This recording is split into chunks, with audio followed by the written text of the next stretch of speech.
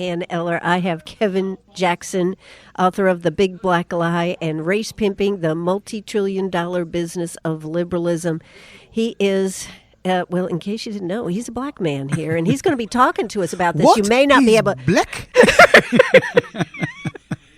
I think this is going to be a wild ride this afternoon, and I'm glad because I was getting a little tired, but I'm pumped now. Kevin, how you doing today? I'm here to pump you up. And so I'm doing great. I'm having a good time. It's been a fun event. I've done a ton of media. I've done this, I think, 4 times. I skipped a year or 2 in between from the time that they started.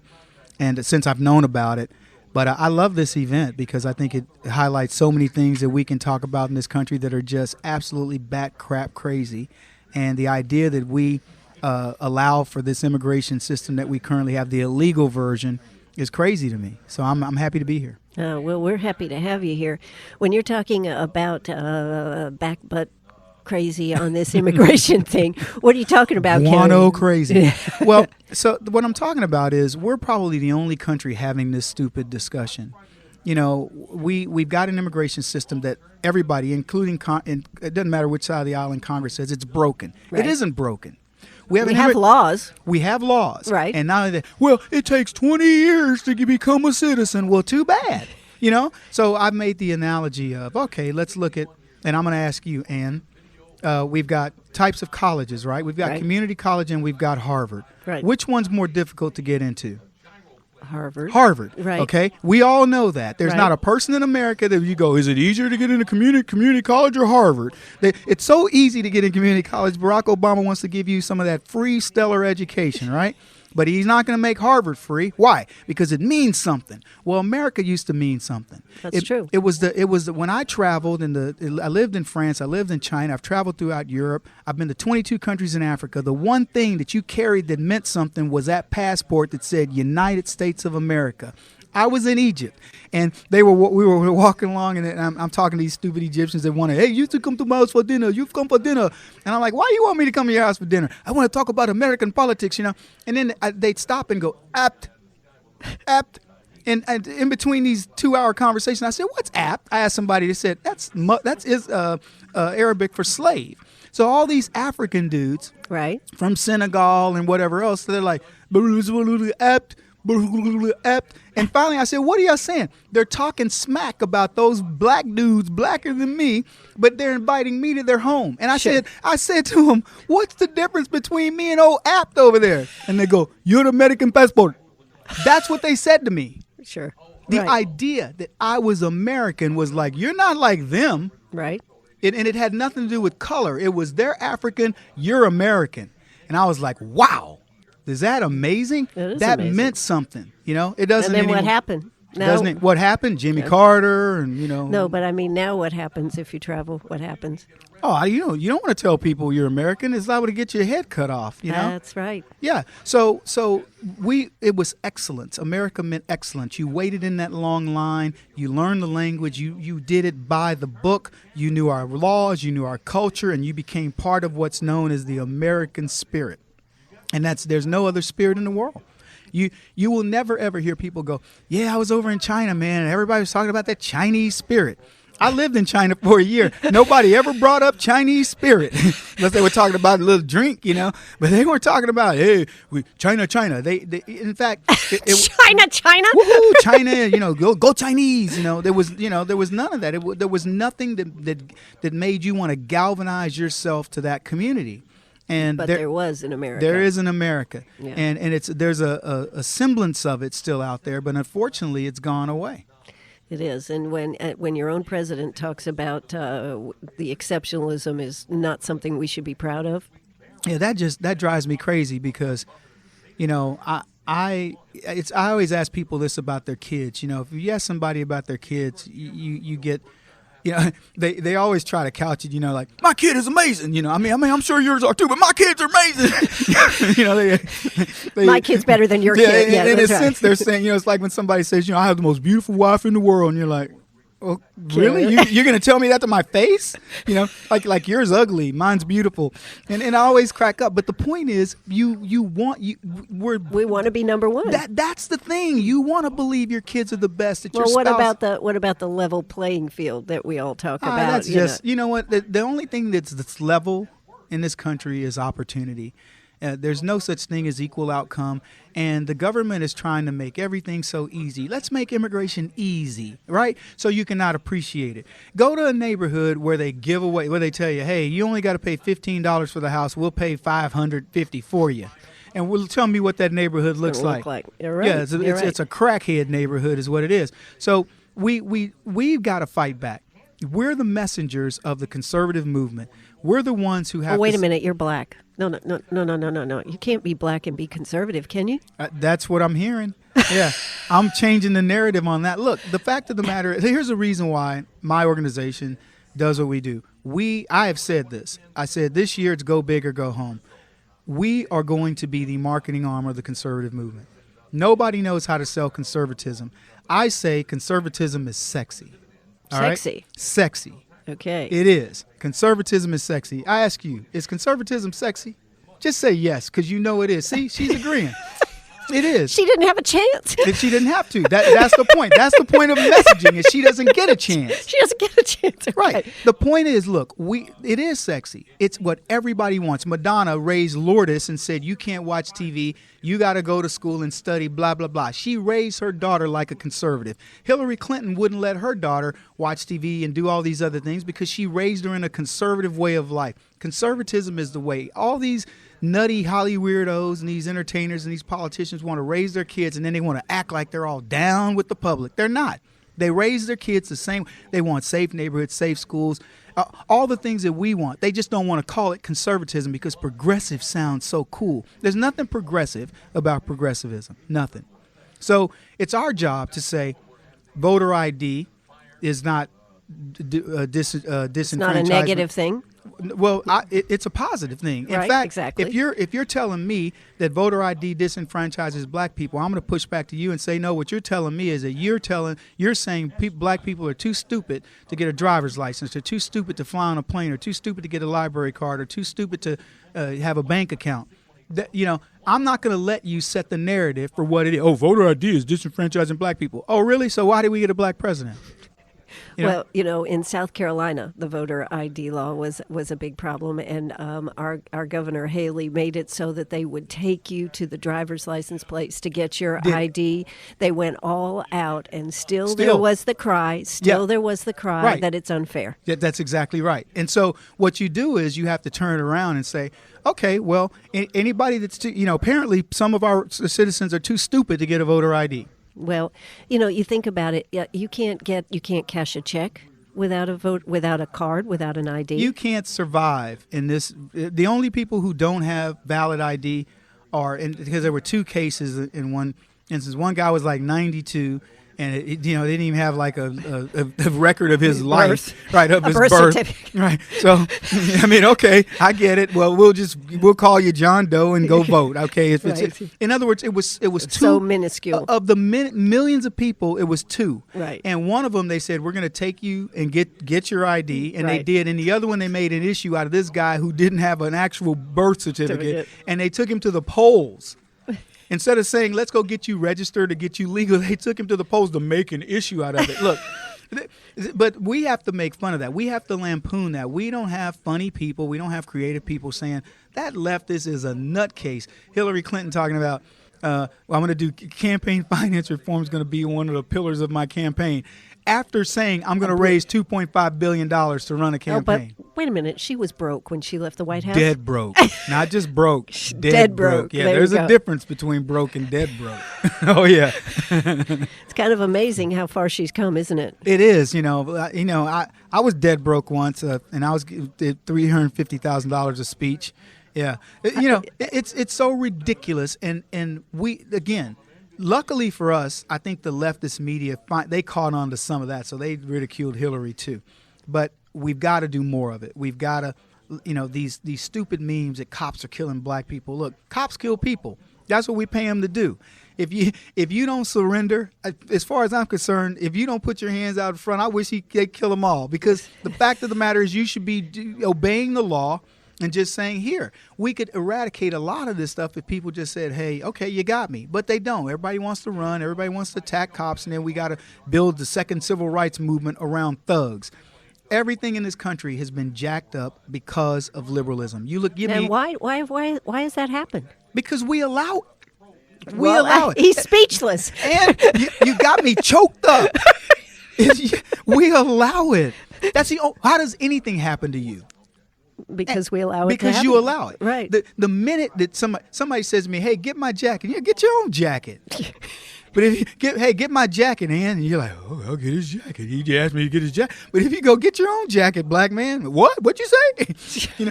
I'm immediately. So where did you come from, Kevin? I mean, you seem to be an anomaly sitting here. We've heard a lot of your talk right here.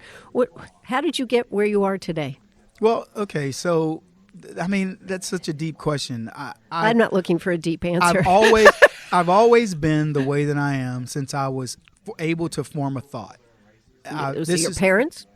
I was raised by my grandparents. My mother died when I was 5. My dad was a member of the San Quentin Prison Club. Okay. So you've come a long way, Kevin. I've come a long way, and I was raised by my grandparents when my mother died, and my whole being was in observation. I learned how to watch what was happening. And you had the structure of a grandmother. I guess one of those old-fashioned grandmothers. They were Democrats, but they were conservatives. And there used to be a conservative Democrat. That's right, but yes. they should have been Republicans because, in all honesty, because everything they taught me was, I mean, we were highly political, so we'd watch these stupid Democrats not say, these people are like, everybody's a victim. And they would be like, shut up. Because they just love the Democrats. And then somebody on the Republican side would say, you should get your education and be accountable for yourself. And they'd be like, yeah, Republicans don't know nothing. And I was like, that's what you say to me. Get your education. Right. And so it was always this, dichotomy of what are you telling me here? So I noticed it, and I would fight. them. And so Were they strict, though, with you? Did you have a strict upbringing? Well, I mean, I had rules to follow, but I wouldn't say strict. I'm not like a preacher's kid or anything. But, it was I followed the rules and all that. Sure. I broke, a lot of the rules too. But we were taught about character and, and I was, told that education was important. And I grew up on a ranch, a 25,000 acre cattle ranch. So when you're a country boy, there's a lot of things that are instilled in you that are just natural. You can't say, yeah, I did the job. Well, if you didn't milk the cow, somebody knew you didn't milk the cow because the cow was like, mooing and look at these udders. In pain. Right, in pain. And, if you said, I'm going to go do this task and you didn't do it, something on the ranch suffered. So it wasn't like you could skirt. In corporate America, you can hide out. You can't hide out on a ranch. So, you did your work and you got up at sunrise, actually before sunrise, and you didn't get in till it was sunset, and you were bone tired when you got in. So you worked hard. Yeah, you learned about work ethic, and you knew there was accountability because what you did had a domino effect on what happened on the ranch. Aren't we missing that today? Of course we are. Kids grow up in concrete jungles. They think their food is in cellophane and plastic. They have no idea where fruit comes from. They think it's in a can half the time. And, fast food generation, I want to live fast, get a job. In 6 months, I want to be running a joint, and the whole thing. And what is it we're allowing for these pillars? The entertainment is telling them that this can happen. Sure. The education system is a conveyor belt of ignorance, and it's just spitting them out left and right. And we have nothing that's spitting out our side, spitting out these conservative kids. They're making 10-to-1 stupid kids to our smart kids. 10-to-1, stupid to smart. That's just my made-up, number, but it's close enough for government work, right? So don't hold me to that stat, people. Okay, so this multi-trillion-dollar business of liberalism, the race pimping.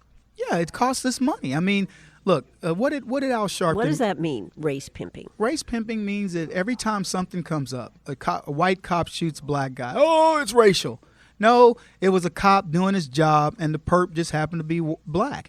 Why does it have to be racial? Why can't it just be what it be, right? Not to get all ebonics on you, because I don't want to have to translate this this later. Kevin, what did you mean? What did it just make it be what it be?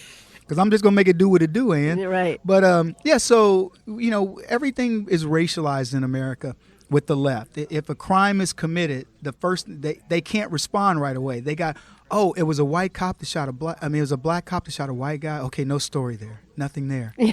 But if it's a white cop that shot a black guy, then Al, hello, Al Sharpton, how you doing? I'm talking to the family. I'll be there for the funeral. Everything. It's like, really. So it's an anomaly in America when a cop shoots a perp.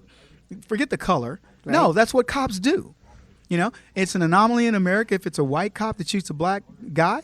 Oh, really? Well, Kevin, we need more. So then the cry is, we need more black cops. Oh, really? So when you say things like in your neighborhood like snitches get stitches, and if you talk to the cops, I'm going to kill you, then you wonder why no kid in the black community wants to be a cop? Right. But so then you're blaming that, right? Then you say, well, the cops just need more diversity training. Okay, ka-ching, somebody's ringing the dinner bell for some liberal, because you know what they do? They specialize in diversity training. And diversity training is a one-way street. It's just, how can we make you feel more guilt for being white?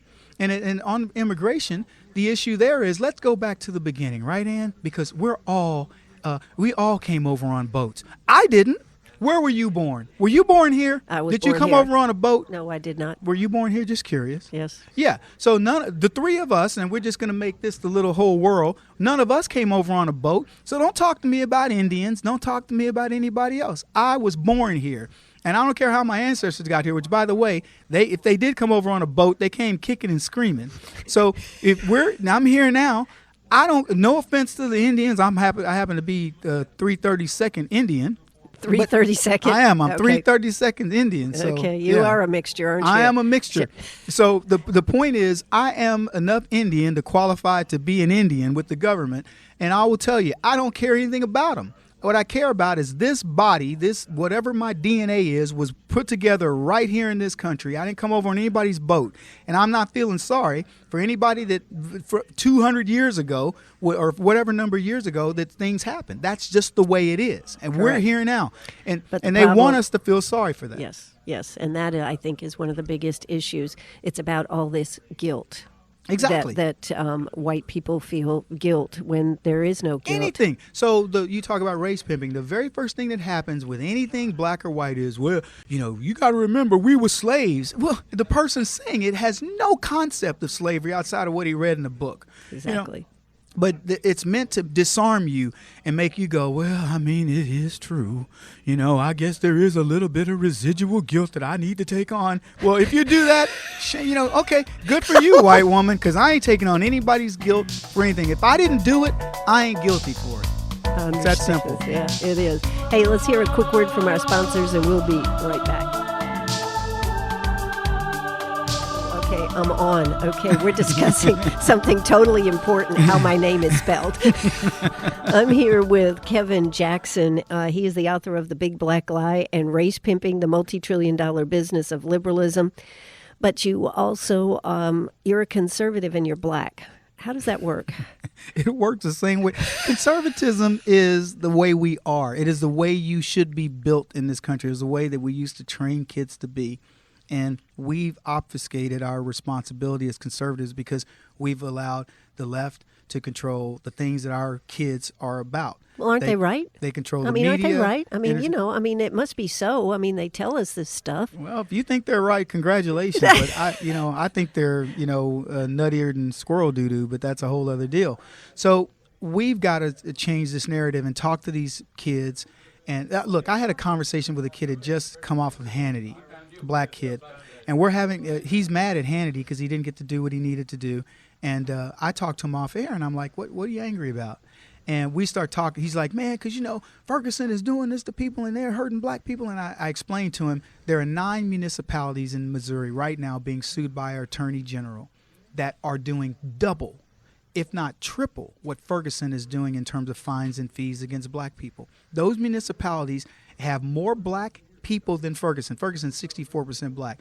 Some of these municipalities were up to 95% black. All of them run by black mayors and or city council people. And you didn't hear Eric Holder or Barack Obama say a single word about those 9 municipalities. Ferguson gets 15% of its fees and fines from traffic. These municipalities violated Missouri law over 30%. 3 of them, over 50% of their revenue comes from traffic, from law, fees and fines. Right. Black people egregiously, doing this to other blacks. Not a word in the media. And so I'm telling this to this kid, and he's looking at me like, and I said, now look, don't believe me. You go look that up. He goes, I believe you. He goes, man, I know you know what you're talking about. He says, but let me ask you. He says, man, here's the thing. Why don't people like you get to talk to me? And it was such a cool moment. Because here's this kid, dreadlocks, a little dude look like he's from the hood, okay? Right. And you will translate that later for the audience. But We know. We're from South Carolina. but so he's just a street dude. And but he got it. And they're thirsting for real knowledge. Because when we were talking, I was like, he asked me a question and I said, you want real talk? He's like, real talk. Okay. And I'd explain it to him. So I'll give you real talk. I said to him, there's a white kid and a black kid. They're going to get a job. They're identical in every way, but one's white and one's black. Who's going to get that job? And he says, the white kid, of course, man. And I said, yeah. I said, do you know why? He said, yeah, man. I mean, because he white and you establishment. I said, nah, that ain't it. I said, you want to know why? That white boy can do nothing to that company. He could get emails that say white people suck. He could get emails that say cracker, go home. He could get emails that say whatever they want to say. And you know what he's going to do? Go to HR and they're going to say, you know what? There ain't nothing I can do about it. Right. Go back and do your job. And he's going to go into that factory and make widgets. He might be mad, but he's not going to be able to do anything. There is no recourse. Obama's not coming to his aid. Department of Labor's not going to help him. EEOC, he's just going to go make widgets and go home, chew tobacco, spit it out, and drink some beer and lament his plot in life.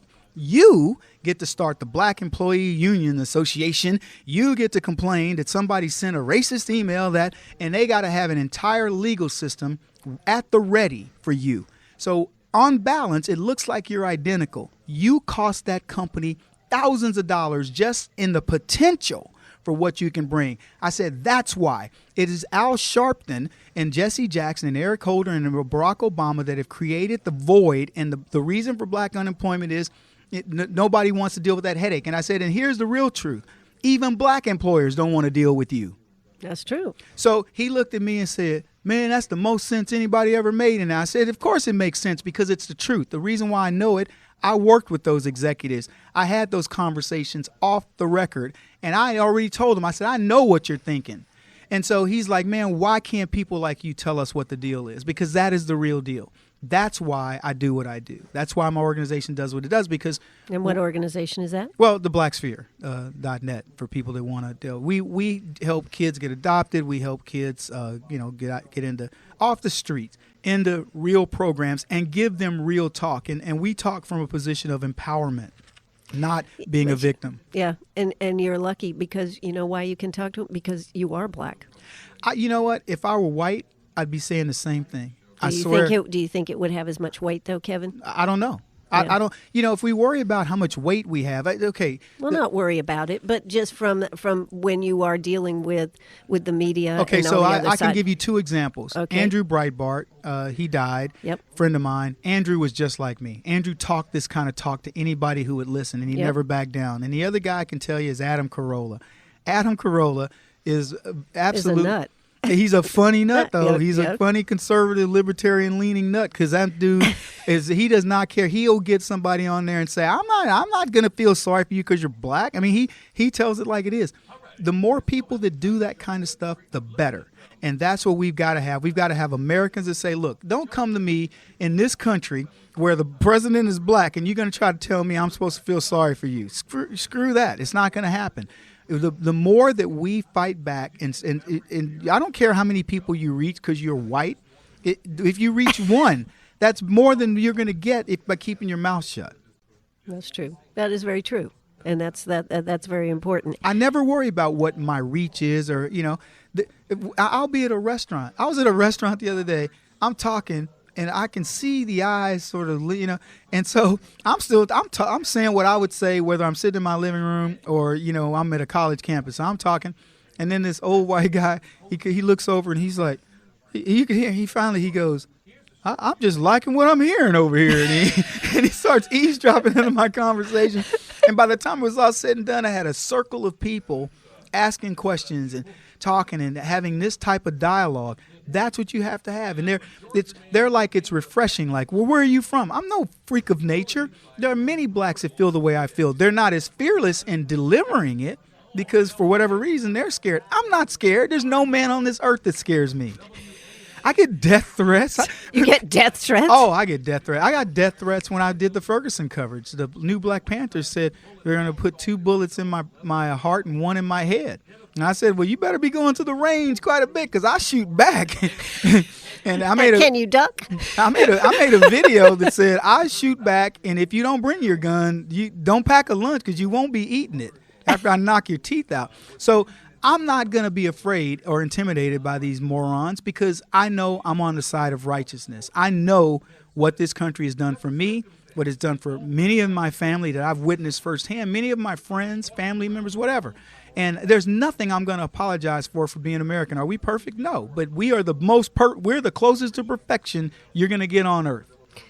Well, we do need to get all our people back to work. And what do you think the effect of immigration is on working people, American working people? Look, they did a thing. I think it was in North Carolina. They raided a place and they got rid of all the illegals. And the very next day, I don't know how many jobs, but there were 20 times the number of black folks lined up for those jobs as there were jobs. Well, we hear all the time, Kevin, that black people wouldn't do that job. They don't want to work. It's the jobs job. Americans don't want to do. That's liberal mantra that wants to throw people off of the real deal. People want to work. They want to have that.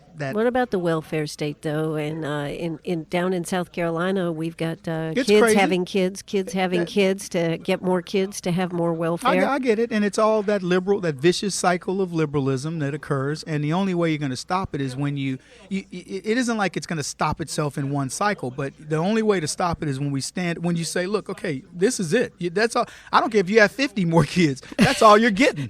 You're just going to be spreading that peanut butter out to a bunch more kids or that cheese or whatever it is. And the other thing is the welfare system we were talking. They've got people buying lobster and steaks and going to casinos and going to strip clubs and buying drugs and all kinds of stuff. Cut off. Can't get cash on an EBT card, etc. You can stop people from wanting to get on that system. That system is supposed to be dang near like prison. You're like, dude, I just cannot wait to get out. Woo, Lord, when my day is up, you're supposed to be looking at your calendar, scratching off days to get off welfare. Shoot, there are people going, man, I can't wait to get on. I just got my kids declared stupid so I could get some more money. Whatever. That's not a system we should be. I agree with you. But nobody seems to go out there and say that, Kevin. Well, I say it. I know you're saying it, but I'm talking about. Well, okay, so the more people look there, you got people ringing your line right now. Yeah, we do. The phones are ringing off the hook. Yeah, Kevin. going. Who is that guy, man? Finally, somebody speaking sense, and all this. And I'm not. There's nothing I'm saying that's mystical and magical. I would love to tell you I'm a yogi, I'm a guru. No one knows what I'm saying. I'm so brilliant. I'm not brilliant. This is common sense. And people out there going, I've been saying that for 15 years. Yeah, you have. Where you been, Bubba? Come on, bro. Let's go do some fishing and we'll start talking about it together. Well, I think you need to take your act to Congress. I will never ever lower myself to be a politician. No, not be a politician, but be talking to them to do something. I speak to these guys all the time. You have no idea what type of access. That's why I tell people I'm not running for office. I'm more powerful like this. They see me and they go, "Oh, that's Kevin right there." And people I don't even know, people I haven't met. So they know who I am. And it's only going to get worse for them because what they won't do, I'm going to force them to do. I'm going to be the marketing arm for the conservative movement, and I'm going to make Boehner and McConnell and all of them have to pay attention to the very people that are listening to your program right now. They're going to be accountable to us, not the other way around. I see a person in Congress. My senator, 2 years ago when I was here, my senator from my state saw me coming down the staircase, and he goes, "Kevin," like that. I had never met him. He called my name out and shook my hand. And I told everybody, that's the way it's supposed to be. He should want to take a picture with me, not the other way around. He ain't no rock star. D.C. is Hollywood for ugly people. I don't need this dude. That dude needs me. He needs us. He needs what I represent. Absolutely. The hundreds of thousands of people in Missouri that are pissed off that all this nonsense is occurring, and these guys are playing the smell my finger game. I'm not playing that game. You're going to do what we say, and I'm going to make you do it, and you're going to come to us and say, do we have permission to do this? I don't know, guys. What do you think? Yeah, okay. All right, you can do it. I'm not going to do the other way around. Hey, listen, will you please vote for... Screw you. You better do what we say, or else you're NFL, which is not for long. All right. Well, Kevin, I see that the phone lines are lighting up even more back there in Greenwood, South Carolina. You certainly have been. This has really been a good conversation here this afternoon. I'm going to tell you what, I really appreciate the fact that you've taken the time to talk to us and really let us know the way it is out there. Well, it's my pleasure. I tell you, I do want to just hit on your new book, the Race Pimping. The multi-trillion-dollar business of liberalism. You can get it at racepimping.com. I autograph it. You autograph it? Yeah, it'll be worth like half of retail when I'm dead or something. But hey, at least it won't be at the dollar bookstore. Okay, but in a nutshell, what does that book tell us? It really is a funny book about the game that's being played that fleeces you of your money and how you have to fight back by being more strong. But it's a funny read. It's a quick read. And I promise you. Big print? That's not big print. You got to get your magnifying glass out if you're a little older. Okay. Sorry, Grandma. But but it's not little print, so that's a good thing. But it's a fun read, and it'll definitely it'll bring all this stuff into the light that people are going, why is it that this is happening? You'll get answers to things that you are like, wow, I didn't realize this is the way the game gets played. And it's got a lot of history in it and things like that, but it's fun. If you've enjoyed this program, the book's funnier. Okay. Yeah, the book's more enjoyable. More enjoyable than the time we spent here today, Kevin? It is more enjoyable. Oh, my God. I've got to get the book. Can I get your autograph copy here? You can get not here. You didn't bring any books here. Rock stars don't travel with their books.